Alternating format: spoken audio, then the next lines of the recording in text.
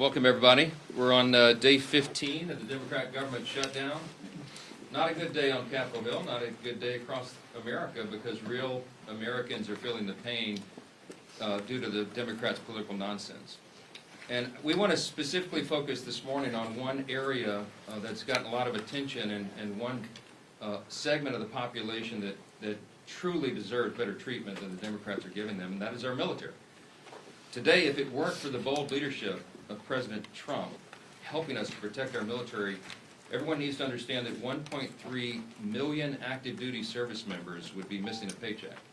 They'll get their check, thankfully, because President Trump has shown strong leadership. And under his direction, the Department of War has now redirected unspent funds to ensure that our troops are taken care of. And this is while Democrats are playing political games. Last night, they played some games. They stormed my office. Maybe you saw some of the video online that they themselves shared, or someone did. They berated a Capitol Police officer, screamed at him. He was just merely standing his post. Shows again their disdain for law enforcement, as we see all around the country, the Democrats and everyone in that party, screaming, assaulting the ICE officers. They did it right here in the Capitol last night. A few members of Congress went into the little foyer of my office and tore down a sign that I had up and just engaged in all sorts of political stunts and antics. They've been doing that every day now, and it shows their desperation. It also shows a very strong contrast between the party that is working for the people and trying to keep the government open and do the right thing, and the party that is engaging in all this nonsense. But they've shown by their actions and now their votes multiple times now. 9 times the Democrats have voted, counting the House and the Senate Democrats, they have voted to not pay the troops. They have voted to block their paychecks. And it's very serious stuff, and they don't seem to care at all. The problem we have right now is that in spite of President Trump's heroic efforts to make sure they get paid, that is a temporary fix, because the executive branch's help is not permanent. It can't be. And if the Democrats continue to vote to keep the government closed, as they have done now so many times, then we know that U.S. troops are going to risk missing a full paycheck at the end of this month. And that means service members on deployment who've left their young families back home, relying upon these checks. It means service members who are thousands of miles away from home. It means service members trying to make their rent, and those who have ailing relatives that need to be taken care of. None of those people will be paid if the Democrat obstruction continues. And it should outrage every American, because it does us. Democrats in Congress, again, have voted 9 times. Here's the tally. Every single time the Republicans have voted to pay the troops, and by the way, all other federal employees, federal workers, and the Democrats have voted over and over to stop it. And the depressing irony of this, on this particular subject, among all others, is that the most pro-shutdown Democrats actually represent the most active duty service members back home, whom they have taken hostage in this insidious political game. And I want to give you a couple of examples, and this is the actual statistic of the 10 states with the largest military populations. 6 are represented each by 2 Democrats in the Senate who are withholding the paychecks. Here's the list. In California, it's home to 157,000 active duty personnel, the most in the country. Those stationed at Fort Hunter Liggett and Camp Pendleton and Edwards Air Force Base and Vandenberg Space Force Base and others will all miss a paycheck at the end of the month if Democrat obstruction continues. Now, this is worthy of note. Both California senators, Adam Schiff and Alex Padilla, are gleeful about this government shutdown. They agree with Chuck Schumer when he said very candidly just a few days ago, every day of the shutdown gets better for us. Who's the us? He's talking about Democrats. He thinks this is assisting their party and giving him political cover so he doesn't attract a Marxist challenger in his next Senate re-elect. That's what this is about. So he thinks the government shutdown is allowing him to show a fight against President Trump and Republicans, and he is happy about that. And so are Adam Schiff and Alex Padilla, while service members are going without paychecks. Virginia. Virginia is home to 119,000 active duty personnel. It is the second most in the country. Those stationed at Naval Station Norfolk, Quantico, and Fort A.P. Hill, and others will miss paychecks at the end of this month if this is not resolved. Both Virginia senators, Tim Kaine and Mark Warner, are playing political games with the paychecks of 119,000 service members. Georgia, Georgia's home to 65,000 active duty personnel. It's the 6th most in the country. Those stationed at Fort Benning, Fort Stewart, Moody Air Force Base, and others will miss paychecks. And just last week, this is so aggravating to us. It's so frustrating to us. It's so wrong. We saw service members waiting hours in lines wrapped around the block at Georgia food pantries. And meanwhile, you've got both Georgia senators, John Ossoff and Raphael Warnock, have now voted 8 times against paying those heroes. In Washington, the state of Washington is home to 57,000 active duty personnel. It is the 7th most in the country. And those stationed at Fairchild Air Force Base and Naval Base Kitsap, Joint Base Lewis McChord, and others will miss paychecks. Both Washington senators, Patty Murray and Maria Cantwell, have repeatedly voted against pay for service members in the Evergreen State. Hawaii. Hawaii is home to 43,000 active duty personnel. It is the 8th most in the country. Those stationed at Joint Base Pearl Harbor Hickam, the Schofield Barracks, and others will miss paychecks. And both Hawaii senators, Mazie Hirono and Brian Schatz, have voted against paying soldiers stationed in Hawaii, and by the way, many of them are thousands of miles away from their families. Colorado is home to 35,000 active duty personnel, the 10th most in the country. And those stationed at Fort Carson, Buckley's Space Force Base, Peterson's Space Force Base, and others will miss paychecks. And you guessed it, both Democrats, senators are from Colorado, John Hickenlooper, and Michael Bennett, have voted against paying those troops in their state. And I just want to mention New York. It gets honorable mention. It isn't in the top 10. But the Empire State is home to 17,000 active duty personnel, the 17th most in the country. Those stationed at Fort Drum and Fort Hamilton and others will miss paychecks. And sadly, both New York senators, Kirsten Gillibrand and the architect of the shutdown himself, Chuck Schumer, can barely hide their delight that the government is closed and troops are not being paid. I will just say this. There's something that should be remembered by everyone. Democrats say that even missed paychecks for U.S. troops won't be enough to end the shutdown. The Democrats, who we just demonstrated, represent thousands and thousands of the most heroic men and women on the earth, refuse to put their unserious partisan demands to the side and pay the troops. And here are the indisputable facts of this shutdown. Republicans want to pay the troops, and we have shown that with our actions and our votes now 9 times. The Democrats want to use them as hostages to extort $1.5 trillion in new, unserious partisan spending that we just won't go along with. We won't sell out the long-term security and future of the United States so that Chuck Schumer can prevent a primary challenge from his left wing. We will not be a part of that nonsense. And until Schumer and the left wing of his party are satisfied enough that the pain the shutdown has caused has reached a limit that they're satisfied with, then Republicans are going to stand here every single day, and we're going to continue to deliver the simple facts directly to the American people. And today we brought in some of our House Republican leaders who represent many of these military districts and they're being so deeply and adversely affected by the Democrats' senseless games. And the first up that I'm delighted to introduce is the chairman of our Main Street Caucus in the House Republican Conference, and that is Congressman Mike Flood.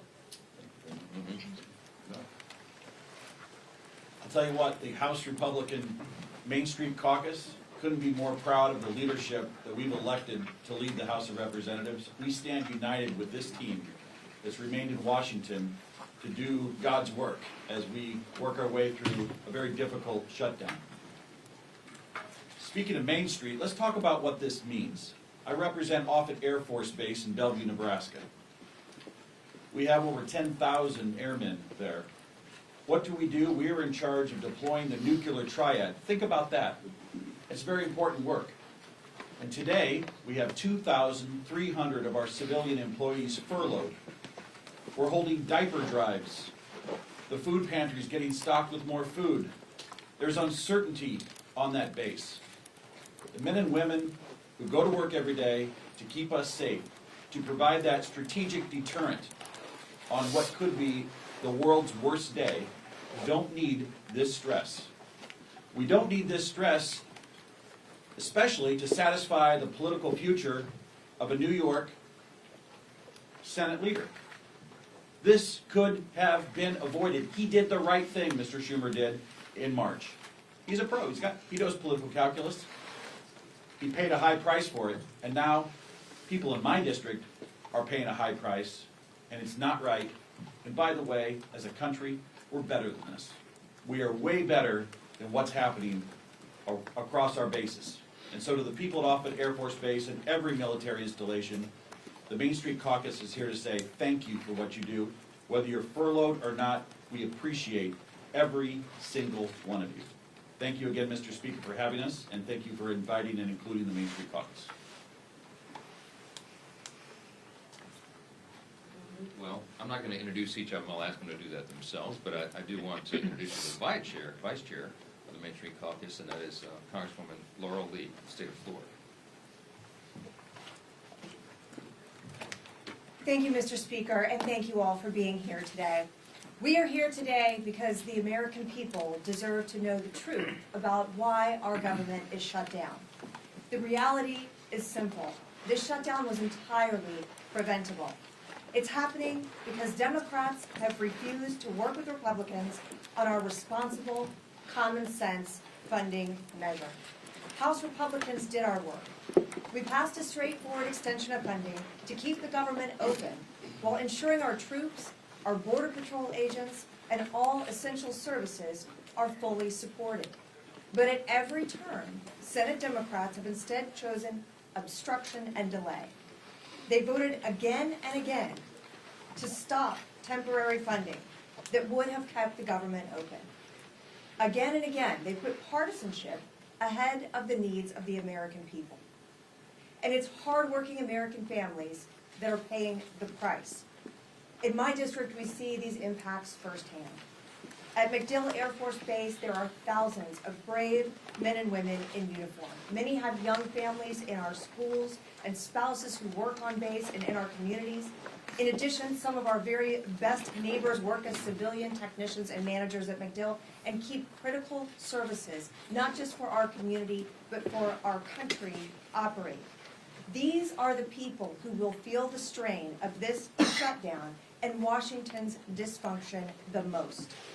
The service members, the civilian workforce who serves alongside them, and the federal workers and their families. They are now left to worry about their bills, about groceries, about paychecks, all because of political games by Senate Democrats. They deserve better than this. They deserve leadership that puts our country ahead of politics.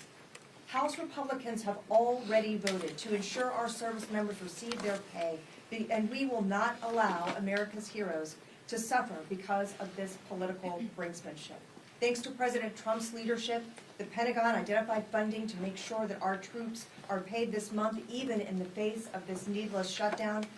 This is not about politics, it is about priorities. Our priority is the American people.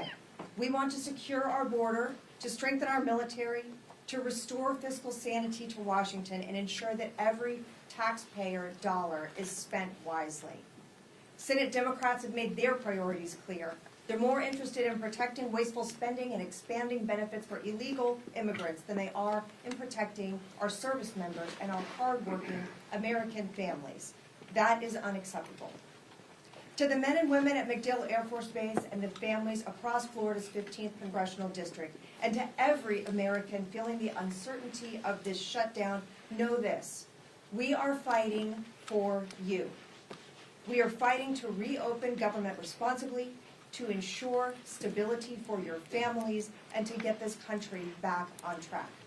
It's time for Democrats to stop the political games, to stop holding our troops and our federal workers hostage to their agenda, and to join us in putting the American people first. Thank you. And now we have our colleague, Representative Lalota. Good morning, everybody. Fully funding our military is the most important thing our Congress can do. And 15 days into this shutdown, it's time for Chuck Schumer to do what's right and show a fraction of the courage and selflessness our troops display every day. Before I came to Congress, I was a Navy man. I deployed overseas 3 times alongside some of the most selfless and brave Americans our nation has to offer. These men and women serve their nation in hot engine rooms overseas, on dangerous aircraft carrier decks conducting night flight operations, and on island chains ensuring they didn't become a safe haven for terrorists. The sailors I served with risked everything, time away from home, injury to themselves, and even their own lives in defense of our great nation. And I think that kind of courage demands some sort of selflessness as well from our nation's leaders too. Thankfully, President Trump showed the boldness and decisiveness to ensure that our troops got paid, and they didn't miss today's paycheck. That's welcome news for our families who serve our great country, who frankly we don't pay enough as it is. But true pay is just one piece of the puzzle. A prolonged government shutdown endangers America's national security, halting contracts, furloughing half of the Defense Department's civilian workforce, and disrupting intelligence and operations. It weakens our ability to compete with China, Russia, North Korea, and our other adversaries. It delays training, it delays deployments and housing support, and reduces overall readiness. Like Chuck Schumer, I'm a New Yorker, and I'll say this plainly.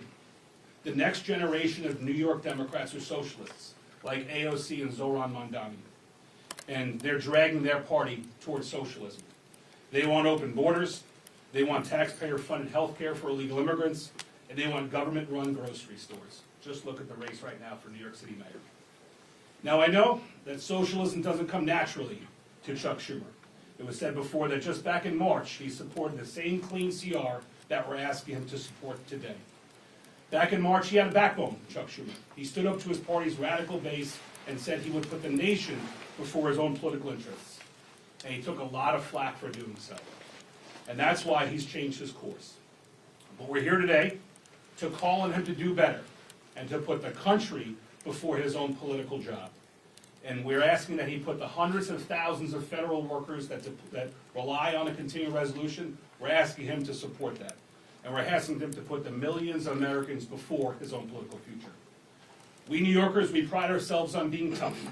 So I'm asking Chuck Schumer to be tough and to stand up to his own party's base. Stand up to AOC and Mondani. Be brave like our troops. And do your job and reopen our government. I want to introduce my good friend, also a military veteran, an Air Force, don't hold the Air Force part against him, an Air Force colonel who's doing a hell of a job fighting for his constituents in Iowa, my friend Zach. Thanks, brothers.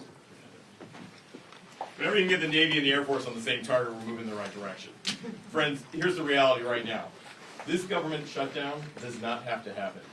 We have a reality before us where 1.5 million troops, both those active duty and those in the Guard and Reserve, are on pins and needles where they're going to be able to feed their family marching forward. I am so proud to be standing with fellow patriots up here, many of them who have served. I'm one of those members who have served not only in combat, but continue to serve in my reserve capacity now. I've already committed my drill this weekend, and speaking with frontline members who are serving in uniform, our brothers and sisters, the sons and daughters of families who have sacrificed to have their child be in the military. They all have the same question. Why is this happening, and what is the mission to be able to stop it? Well, let's be very clear. The House of Representatives has executed its portion of the mission. Fully pay our federal government. The majority of the House, the majority of the Senate, the majority of the American people want this. But the reality is, there's a handful of individuals in the Senate who have put a stop to it. And this is where I agree with one of my colleagues. We don't govern by temper tantrum, he said. We'd be hurting millions of Americans, and we'd be treating them as leverage. That was Chuck Schumer in 2018. Another colleague said, this is irresponsible. No, it's reckless. My other colleague, Nancy Pelosi, but that was in 2013. A fellow colleague said, it's not normal to hold 800,000 workers, or in this case, over 1 million military members and their paychecks hostage. That was from AOC in 2019. Team, we've heard about the first-hand impacts to individuals. And it goes beyond just America, but what's happening right in our own districts as we look at this. Today, 15,000 National Guardsmen from Iowa were in danger of not being able to decide whether to put a down payment on a new car or being able to put food in the refrigerator. 2,000 of those members are right now deployed on the front lines in U.S. CENTCOM in Iraq. And even more of their families are wondering not only will they be safe, but will they be able to take care of their kiddos back home. So I called them up. And I said, hey, First Class Chase Holmes is a sergeant with our Iowa National Guard. He's currently preparing operations to be able to defend the country overseas. But because of the shutdown, critical joint training between his team and NATO was canceled. We spoke with an Iowa Guardsman and chaplain for the 224th Combat Engineers Battalion, Caleb Whining. He is leading part of the 1,800 Guardsmen currently deployed to the northern part of Iraq right now. And he told me plainly, we're working, but we don't know if we'll get paid. I'll put my life on the line, but I hope someone's there to take care of my family if my paycheck doesn't come through. These aren't theoretical. These are real people, real impact, real costs. Let's be blunt. The shutdown of the government has only one hostile actor, and there's a few individuals in the Senate who refuse to put the country before the hostage of the 350+ million Americans they've taken. It's unacceptable, and that is why I am grateful that while President Trump is helping lead peace in the Middle East with the men and women who are on the front lines providing it, we have folks at home who need to do the same job and stand up for this country first. Thank you to my colleagues, but most importantly, thank you to all our federal workers, and God bless our troops. With that, I'm thrilled to introduce our leader, a man who's been on the front line of this himself, Mr. Solis. Thanks, sir. Thank you, Zach, and thank all of my colleagues who you just heard from, many of whom served our nation bravely in our nation's military. I want to say thank you to the over 1 million men and women in uniform who continue to serve right now. Despite the uncertainty, that uncertainty that does not need to exist. And why? Because Chuck Schumer is more afraid of the radical leftists in his own party than he is concerned about making sure that those families don't have to wonder about whether or not they're going to be able to put food on the table. Their families, while they're overseas, many of them, are going to be able to put food on the table during this Schumer shutdown. And keep in mind, over 1/3 of all men and women who serve in uniform right now, over 1/3 of them live paycheck to paycheck. That means when Chuck Schumer is voting to deny them pay, many of them will not be able to make their rent payment or their mortgage payment.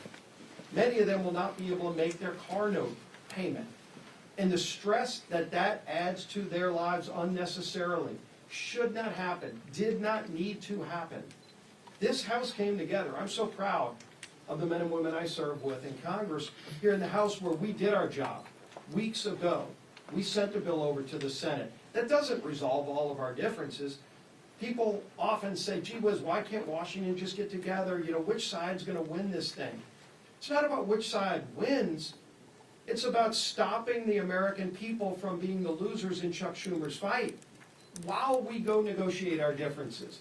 We have big differences we need to negotiate, and the clean CR that we passed over the Senate does not resolve those differences.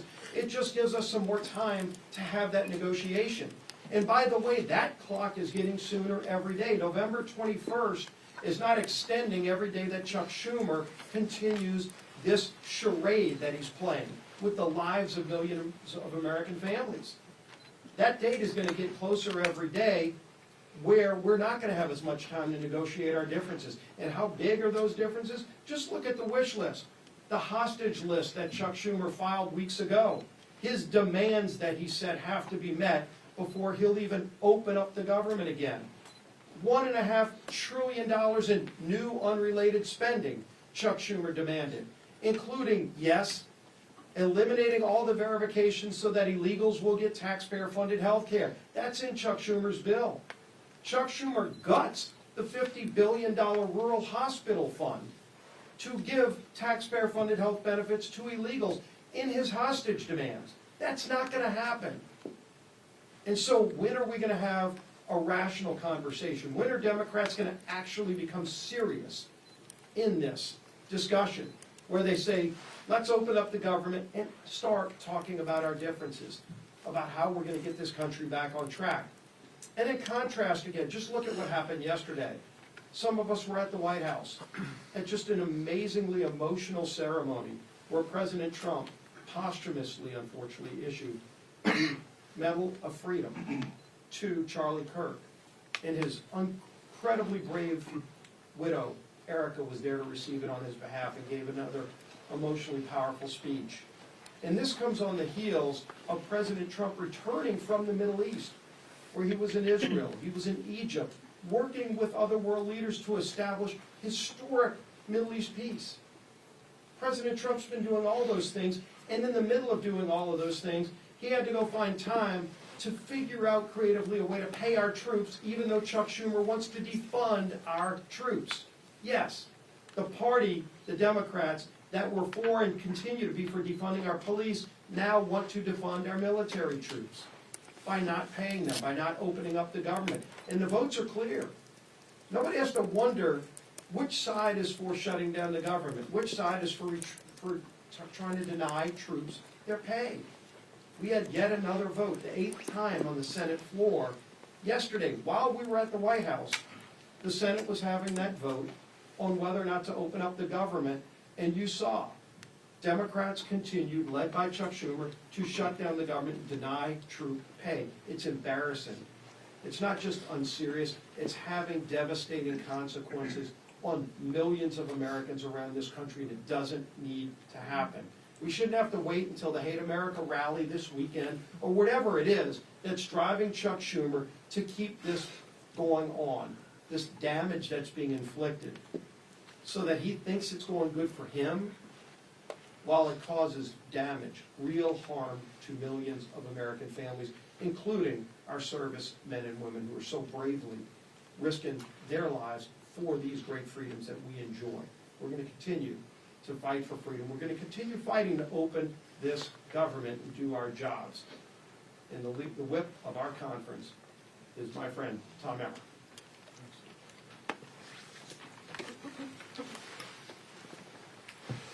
If Chuck Schumer and the Democrats had things their way, more than 1 million service members would not get paid today. Thankfully, our commander-in-chief stepped up where the Democrats have refused by reallocating funds to ensure our troops receive their hard-earned paychecks today. Thanks to President Trump, military families across the country will have the resources they need to continue making ends meet just a little bit longer. Yet, what has been the Democrats' response? Representative Madeline Dean told CNN yesterday, quote, "This is not the way to run a government," close quote. Making sure our troops get paid is not the way to run a government? You know what is actually not the way to run a government, Representative Dean? Holding the American people hostage over your $1.5 trillion wish list of radical demands. Clearly, the Democrat Party of today is not your grandfather's Democrat Party. They care about one thing and one thing only, appeasing the radical, pro-terrorist wing of their party. And they will inflict the maximum amount of pain on the American people to do it. But it doesn't have to be this way. Republicans have a nonpartisan government funding bill ready in the Senate. We've been talking about it now for more than 2 weeks. It can be sent to President Trump's desk immediately. We could end the Democrats' shutdown chaos today if they would do the right and reasonable thing by passing our clean CR. It contains 0 partisan policy riders, no gimmicks. It's the same spending levels that Democrats supported just 6 months ago and that they passed 13 times previously under the Biden administration. But 9 times now, 9 times, the Democrats have refused, shutting the government down in the process and forcing Americans to pay the price. All so they can gallivant around the Capitol making ridiculous videos, childish videos, scream at Capitol police officers who aren't getting paid, by the way, and buy time until their Hate America rally takes place on Saturday on the Mall. It's despicable and it's wrong. We can only hope that they come to their senses and that the madness ends soon. Until then, our message remains the same. Stop playing political games, pass our clean CR, and reopen the government for the people you were elected to serve. Lisa McLean, our conference chair. Well, good morning, everybody. Here we are again. I'm going to be very clear. Chuck Schumer wants a dirty deal. I'll say it again. Chuck Schumer wants a dirty deal. One that caters to his radical base. You know, the same crowd planning to protest at their I Hate America rally this weekend. And what is in this so-called deal? Let's take a look at what's in Chuck Schumer's dirty deal. Let me spell it out. It adds $1.5 trillion to our national debt. $1.5 trillion. It hands out health care to illegal immigrants. That's not a talking point, that's a fact. It guts the most historic investment Congress has ever made in rural health care. Again, that's a fact. And it weakens health care for hardworking Americans. Begin to see the compare and contrast? Chuck Schumer and the Democrats want to protect illegals and hurt Americans. Republicans, we actually want to do what we were elected to do, and that's take care of Americans. Yesterday, we released a new white paper on the facts, which are actually crystal clear. So we don't need to do political stunts and storm the speaker's office, and we just have the facts on our side. And notice, when you can't beat us on the facts, you have to go to emotion, and you have to go to political stumps, and that's exactly what the Democrats are doing. First, the Democrats' proposal eliminates a cornerstone investment in rural health care, putting hospitals and small-time clinics deeper in financial debt. That's a $50 billion cut to rural America. Second, states like California have played games with federal tax dollars to give benefits to, you guessed it, not Americans, that's right, illegals. Republicans actually closed that loophole, saving taxpayers $190 billion. Again, note the compare and contrast. The Democrat bill would reopen that loophole, and don't let them deny it. Make them own their votes. Make them own their stance. Let me remind you, every single Democrat on the 2020 presidential debate stage raised their hand and said, taxpayers should pay for health care for illegals. Every single Democrat. So why are they denying it now? Because they know it's not popular with Americans, right? They are on the record wanting health care for illegals. Own it, Democrats! Say it loud, say it proud. You want to put illegals over Americans. Just own it. I'm going to say it again. They are on the record wanting health care for illegals. And their dirty deal that they lay out in black and white. Finally, Democrats' plan forces taxpayers to cover the majority of emergency medical costs for all non-citizens. Another $28 billion tab for who? You guessed it, the American people. So here's the bottom line. The Democrats' proposal would force taxpayers to fund $119 billion in waste, fraud, and abuse. Yes, that's right. The Democrats advocate for waste, fraud, and abuse. Why? Because it's not their money, it's your hard-earned money, including benefits for people that are here illegally. That weakens health care for Americans. It also defunds rural health care. Again, that weakens health care for who? That's right, it weakens health care for Americans. It is absolutely outrageous. So here's my message to Democrats. Tell all of your radical base you're done taking orders. Tell them you're putting America first. Drop the demands, reopen the government, pass the House bill, and let's get back to work for the American people. Thank you. Speaker Johnson. Johnson. Speaker Johnson. A judge in Florida issued a restraining order against Corey Mills for threatening, harassing behavior from an ex-girlfriend. And according to these court documents, he also instructed a congressional staffer to reach out to her after that initial temporary restraining order was filed. Do you think this is an ethical violation, and do you think any disciplinary action is warranted? I have not heard or looked into details of that. I've been a little busy. We have a House Ethics Committee. If it warrants that, I'm sure they'll look into that. Were you Mr. talking Speaker. about it? Mr. Speaker. There's been, I mean, it's been reported for a while. Corey Mills was accused of beating a girlfriend in his D.C. apartment. He was accused of stolen valor by the people that he claimed to have saved on the battlefield that have been on the record said that he did not save them. I mean, this has been happening since the beginning of the year. Are you concerned about these allegations against Corey Mills? Look, you have to ask Representative Mills about that. I mean, he's been a faithful colleague here. I know his work on the Hill. I mean, I don't know all the details of all the individual allegations and what he's doing in his outside life. You have to ask him about that. Let's talk about things that are really serious. Mr. Speaker. Thanks, Mr. Speaker. OMB put out memos saying that they're going to batten down the hatches and ride out the shutdown, but, as you pointed out, they're going to pay the troops, as well as they said pay law enforcement. Should law enforcement include Capitol Police, who protect you, your family, you know, Mr. Scalise, the whip, as well as the Capitol building in general? Yeah, we've always stood with Capitol Police and law enforcement, and we've shown that in word and deed. And I can tell you that I was with the president for a couple of hours in the Oval Office last night. I spoke with Russ Vought in the Rose Garden before the Charlie Kirk service. They are, what's the right word, forlorn about this. No one on the Republican side is taking any pleasure in this scenario. Yes, we're always for reducing the size and scope of the government and all of that, but this is not the way to go about it. We don't shut the government down, turn off the funding streams, and then require all these cuts like this.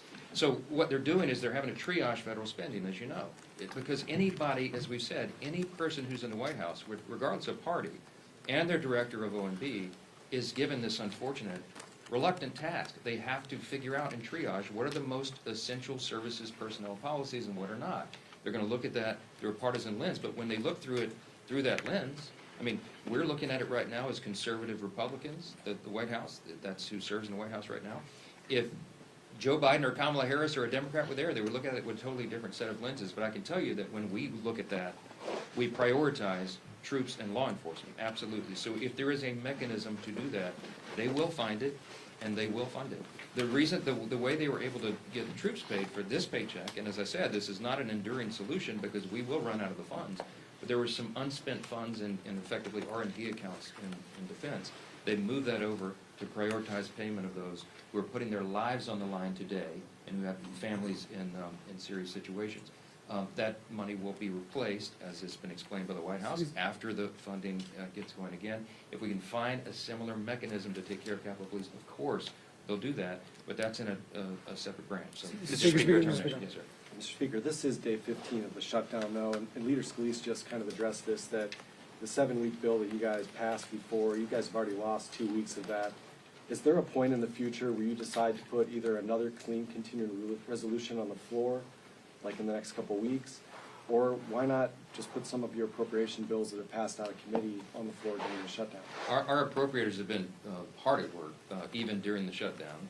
They had, remember in the House, we passed all 12 separate appropriations bills through committee, 3 off the floors. There's 9 left. They've been working to put those together and prepare them for action. And whether or not they're all collected here in D.C. or they're working individually at home as a group, you know, we have lots of means of communication right now. So the appropriators are working not just among colleagues in the chamber, but chamber to chamber. So it's a bipartisan discussion that's been going on. As I mentioned several days back, I even spoke myself with Patty Murray, who's the lead on approach in the Senate, Democrat side. So that work has been going on. With regard to the timeline of the CR, it would do us no good to pass yet another CR out of the House because it will meet the same fate. Chuck Schumer and the Senate Democrats want to close the government down. They are gleeful about this. They are happy the troops are suffering all this pain, apparently, because they've just voted now 9 times collectively. Democrats in Congress have voted 9 times to block the pay of troops and Capitol Police and all the federal employees and by extension all the civilian contractors and everybody else. So we would just be going through an exercise in political futility to pass another CR. It is ironic that the 7 weeks on the clean CR that we passed, September 19th, was a date that was determined by Republicans and Democrats in the House. The appropriators determined together that that should be the length of the CR, and they stipulated together that it should be clean. The Democrats at the time said, please don't put any Republican priorities on that so that we can all do this in good faith. And we didn't. We put a clean CR, and still they voted no. Why? Because their leadership, Hakeem Jeffries and Chuck Schumer, told them they had to. So I think appropriators want to get back to work. I know every House Republican does, but we've got to get the lights turned back on, and Chuck Schumer and the Democrats need to vote to do that so we can get back to regular legislative session. Yes, ma'am. Last question. Thank you. Just to follow up, though. So the Senate is actually trying to advance some appropriations bills. Are you saying that if your appropriators get some bills ready for the floor, you'll bring them back, bring the chamber back, even if the CR isn't passed? Leader Thune is trying to advance the defense approach bill today. We'll see how that turns out. My suspicion is the Democrats are going to play their same political games and stop that cold. I hope I'm surprised by that, but we'll see. We're on a 48-hour return notice for House Republicans and the House itself.